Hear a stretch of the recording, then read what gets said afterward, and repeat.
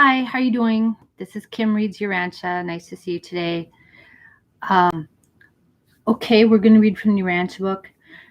You know what? I was going to ask you because I've been having a hard time lately. Just a lot of things aren't going um, to my plan or my liking in my life. So I wanted to ask you for your prayers and thoughts. I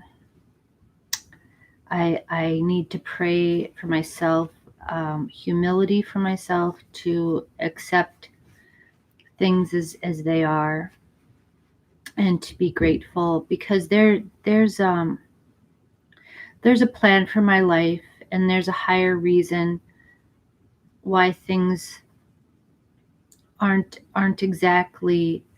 Um, I don't have insight into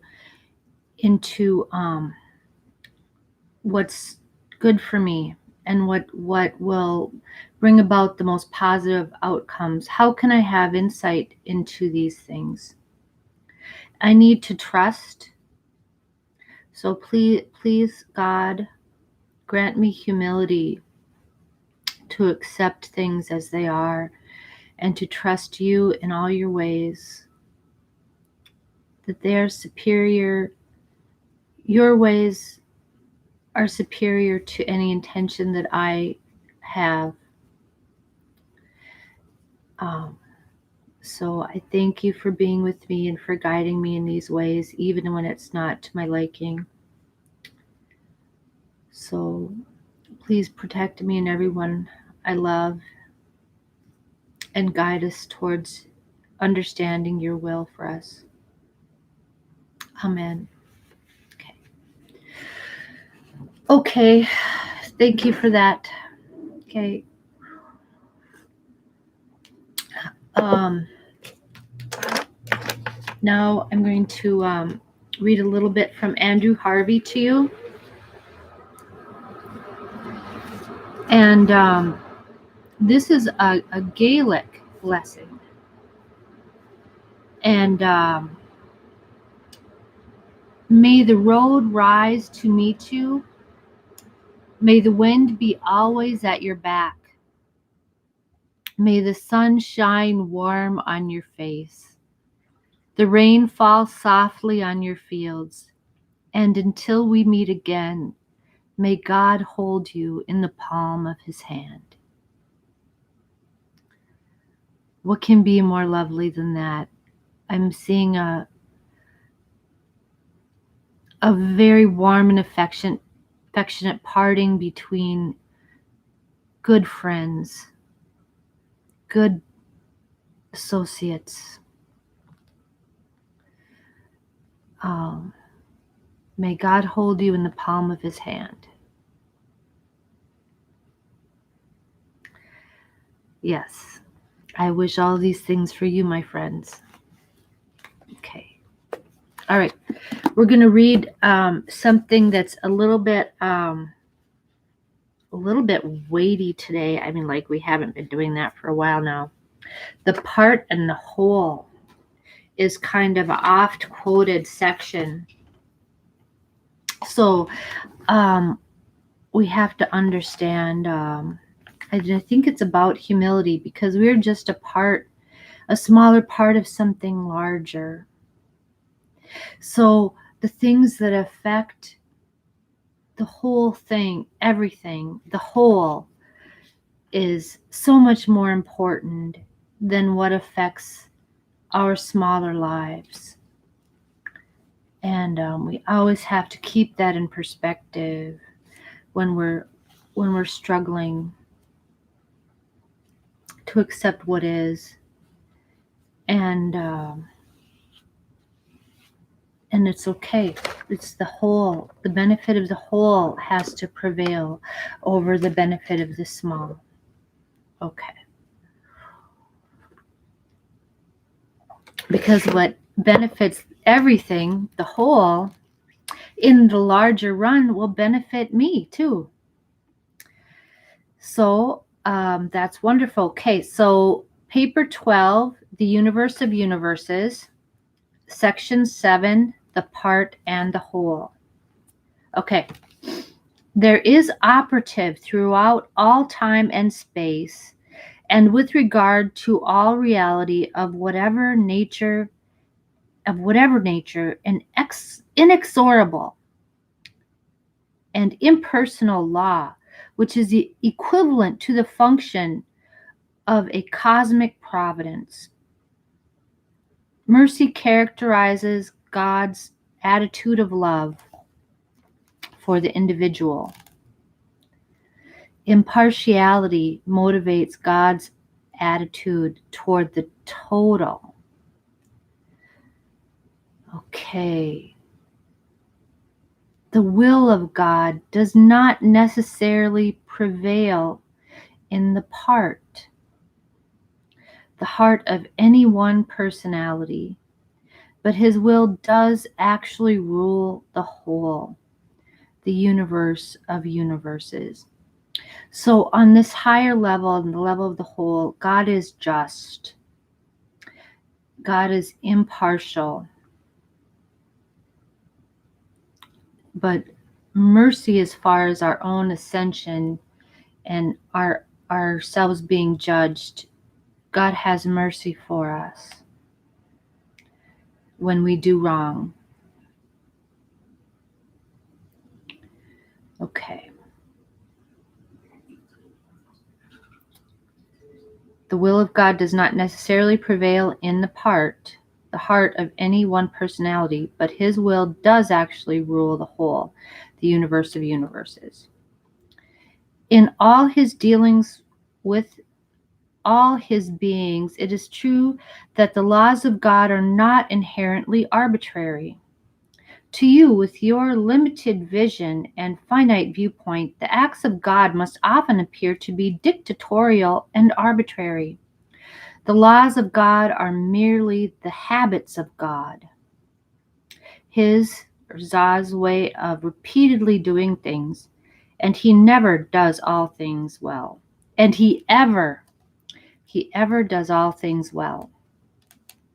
You observe that God does the same thing in the same way, repeatedly, simply because that is the best way to do that particular thing in a given circumstance.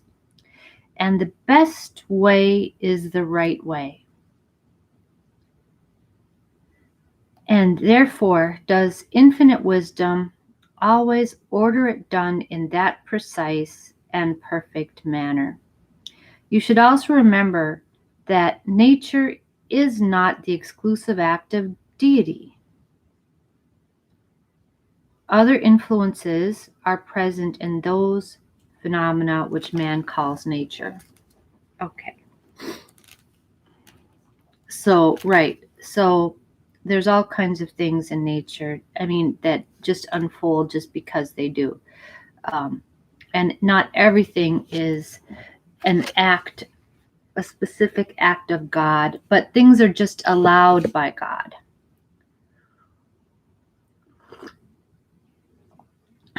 Things are just allowed to happen by God. And remember, God isn't chiefly concerned with our physical reality. God is concerned with our spiritual development, with our souls. Okay. It is repugnant to the divine nature to suffer any sort of deterioration, or even to permit the execution of any purely personal act in an inferior way. Right, they're perfect. Why should they do things not the good way? They're perfect, right? It should be made clear, however, that if in the divinity of any situation, in the extremity of any circumstance, in any case where the course of supreme wisdom might indicate the demand for different conduct, if the demands of perfection might for any reason dictate another method of reaction, a better one, then and there would the all-wise God function in that better and more suitable way. That would be the expression of a higher law, not the reversal of a lower law. So God is, what I'm getting from this is God is flexible according to whatever circumstances arise.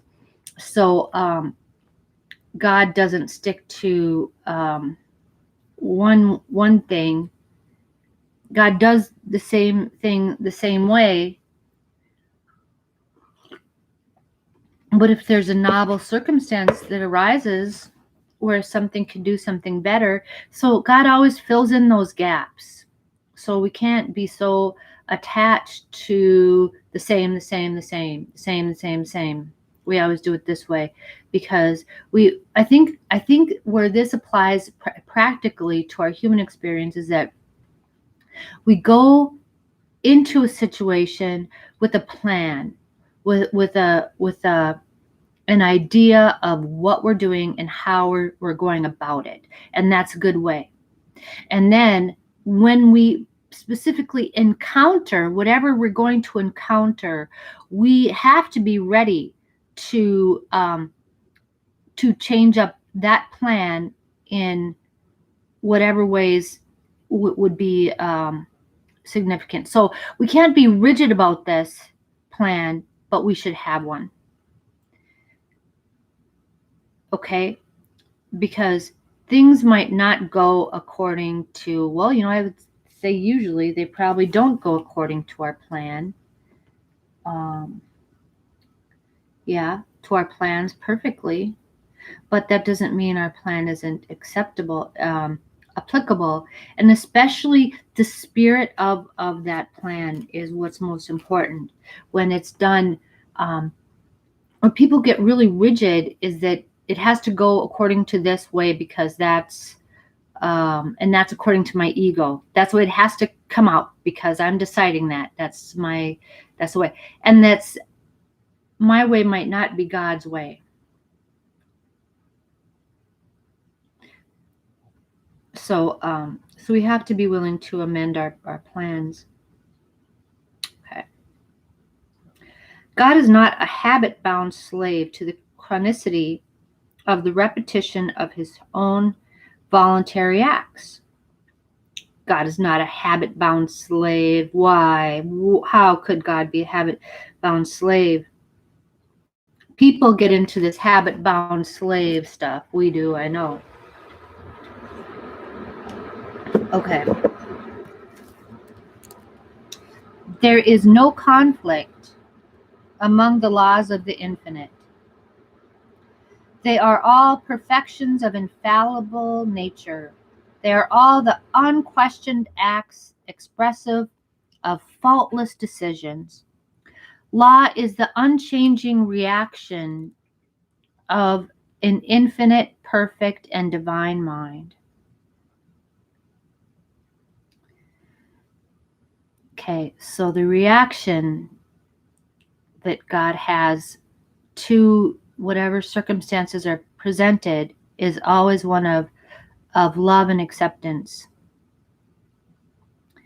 The acts of God are all volitional, notwithstanding this apparent sameness.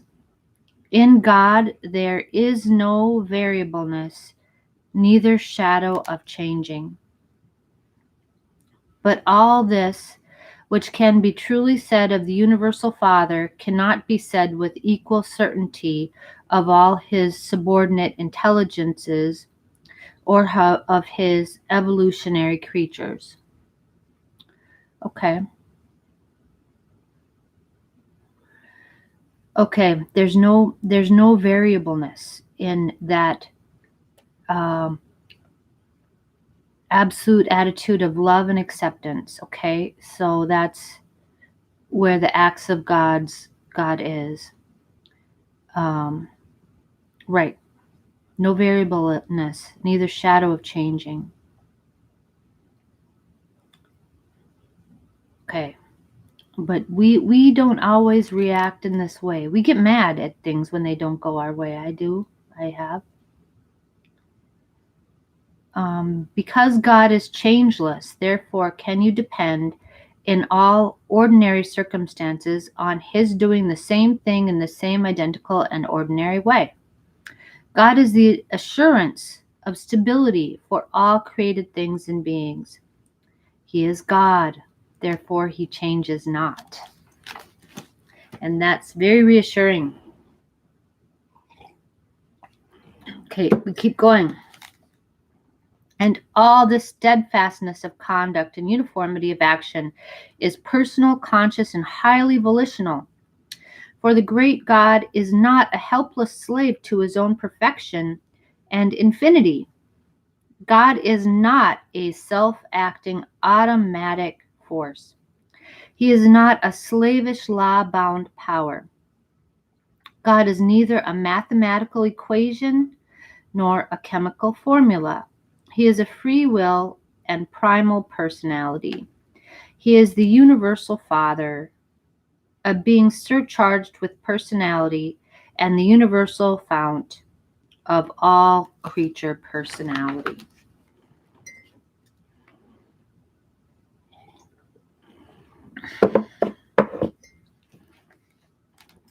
The will of God does not uniformly prevail in the heart of the God-seeking material mortal.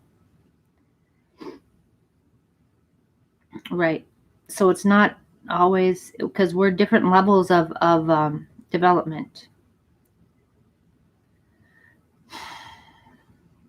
Oh, and the previous, God is neither a mathematical equation or a chemical formula. That would all demean God. Okay, here we go. Okay, the will of God does not uniformly prevail in the heart of the God-seeking material mortal, but if the time frame is enlarged beyond the moment to embrace the whole of the first life, then does God's will become increasingly discernible in the spirit fruits which are born in the lives of the spirit-led children of God. And then, if human life is further enlarged to include the Urantia experience, the divine will is observed to shine brighter and brighter in the spiritualizing acts of those creatures of time who have begun to taste the divine delights of experiencing the relationship of the personality of man with the personality of the Universal Father. Okay, so over time we develop and we can see these fruits. So it's about enlarging our perspective. Yeah, just enlarging that perspective and having faith in that which isn't readily apparent to us. We can't be expected to understand everything. That's why we need faith. We need to have faith. The fatherhood of God and the brotherhood of man present the paradox of the part and the whole on the level of personality. God loves each individual as an individual child of the heavenly family, yet God thus loves every individual. He is no respecter of persons, and the universality of his love brings into being a relationship of the whole, the universal brotherhood. Okay. So of course, God loves everybody. He doesn't love, the brightest, most gifted spiritual person any more than the lowliest. It's all according to, he gives his gifts according to what those individual children of his need to grow. I have two sons and I have completely different relationships with them, with each of them. I love them both. I mean, infinitely. But one of them I relate to in a much different way because his needs are different than his brothers, and the other one is I have a different kind of relationship with him, but I doesn't mean that I don't love them both. It doesn't even mean that one is superior or has a brighter future than the other one. It doesn't really mean that, although, in outer appearances, sometimes that's what it would seem, but I don't feel I have the same. I'm proud of both of them, and I just want to uplift both of them, and I would sacrifice the same for both of it, either of them. Everything I have, I would give to them if they would need it, So, okay, so that's our Father's attitude towards us. So it doesn't look good on us to be jealous of our brothers and sisters who seem like they have more. First of all, in the physical world, it's nothing. The gifts in the physical world are nothing. It's just dust. It's so much dust that we have control over, so we're pushing around little motes of dust. Okay. The love of the Father absolutely individualizes each personality as a unique child of the universal Father, a child without duplicate in infinity, a will creature irreplaceable in all eternity. Each one of us is irreplaceable to the Father. The Father's love glorifies each child of God, illuminating each member of the celestial family, sharply silhouetting the unique nature of each personal being against the impersonal levels that lie outside the fraternal circuit of the Father of all. The love of God strikingly portrays the transcendent value of each will creature, unmistakably reveals the high value which the universal Father has placed upon each and every one of his children, from the highest creator personality of paradise status to the lowest personality of will dignity among the savage tribes of men in the dawn of the human species on some evolutionary world of time and space.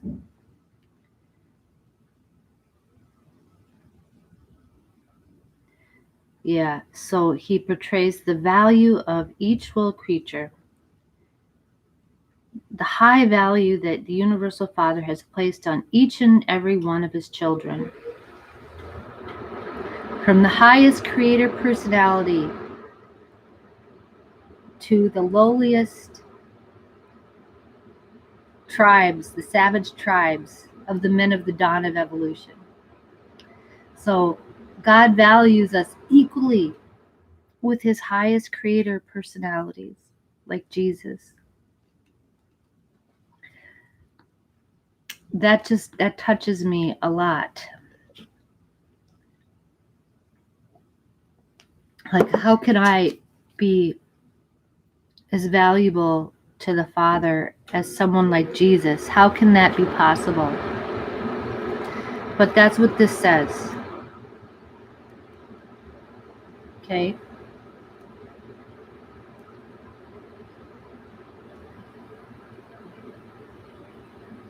Okay, and how does that play out? But yeah, it doesn't seem, I don't know. But that's true. I believe it. We have choices about whether to honor the Father and honor each other. We choose that.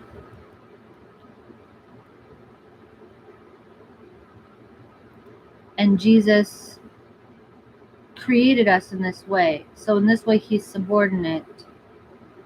I mean, we're subordinate to him in this way. But when it comes to the Father, we all choose to align ourselves with the Father's will, just as Jesus has.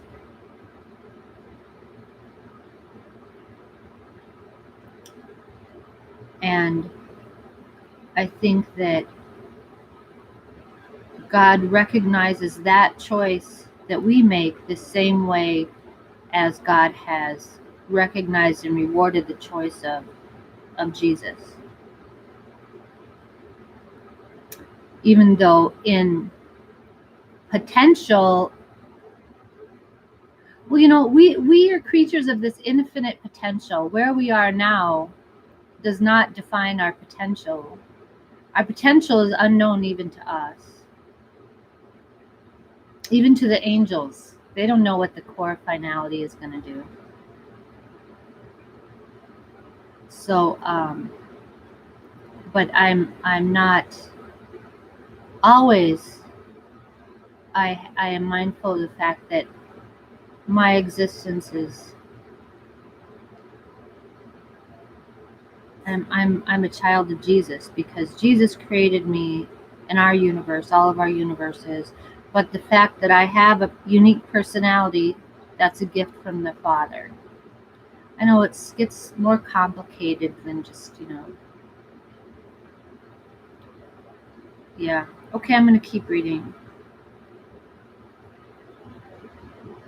This very love of God for the individual brings into being the divine family of all individuals, the universal brotherhood of the free will children of the Paradise Father. And this brotherhood, being universal, is a relationship of the whole. Brotherhood, when universal, discloses not the each relationship, but the all relationship. Brotherhood is a reality of the total and therefore discloses qualities of the whole in contradistinction to qualities of the part. Okay, so it's the unity of us all as children of God that is primary over the welfare of each individual person, right? And the brotherhood, being universal, is a relationship of the whole.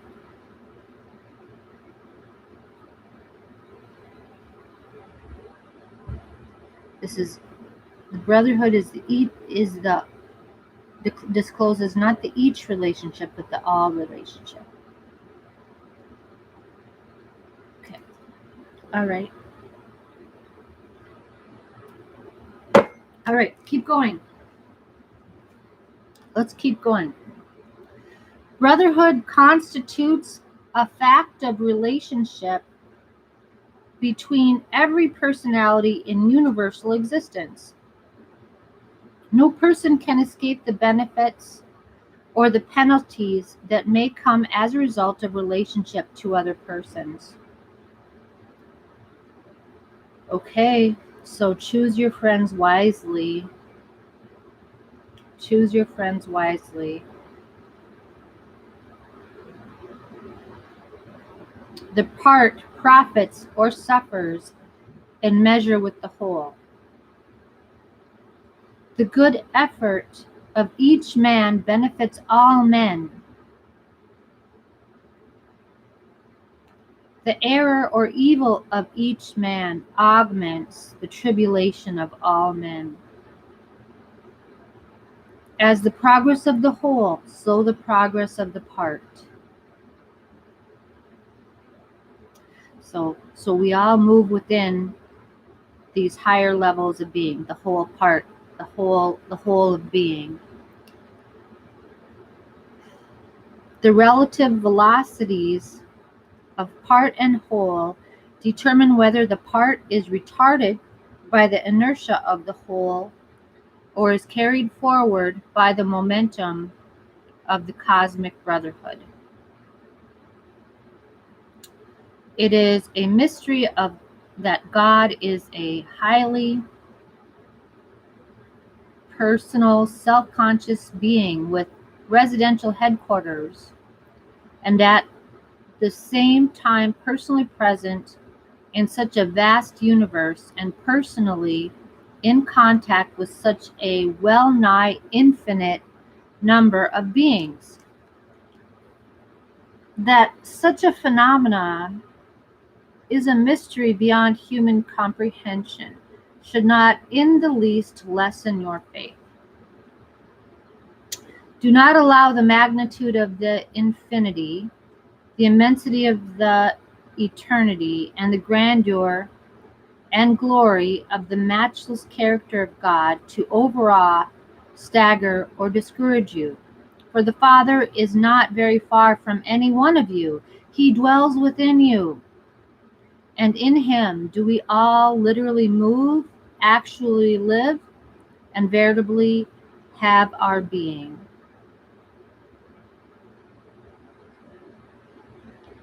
Yeah.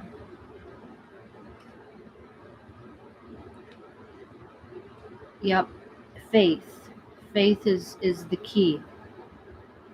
Even though the Paradise Father functions through the divine creators and his creature children, he also enjoys the most intimate inner contact with you, so sublime, so highly personal, that it is even beyond my comprehension, that mysterious communion of the Father fragment with the human soul and with the mortal mind of its actual indwelling.